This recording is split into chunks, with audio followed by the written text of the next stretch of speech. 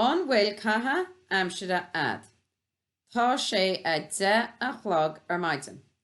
Tá na páistí ag obair go dtíon. Ceacht gaeilge atá ar siúl. Chur ceist ar de chara ar sa an múintear. An bhfuil caitheamh aimsire ad. Tá, is má liom a bheith ag dansa. An bhfuil caitheamh aimsire ad. Tá, is má liom a bheith ag gimmert amóníochta. An bhá. An bhfuil caitheamh aimsire ad. Do you have a hobby? Ar maidin, in the morning.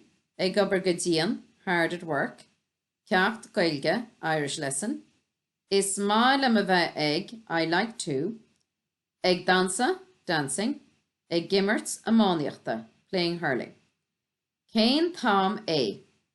Tá sé a 10 a chlog ar maidin.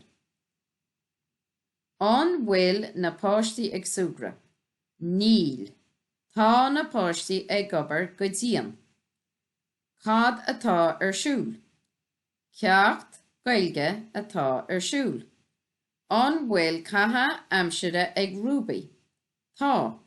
Is má lethe a bheith ag dansa. An bhfuil caitheamh aimsire ag caitheamh. Tá. Is má leis a bheith ag immert amóníochta.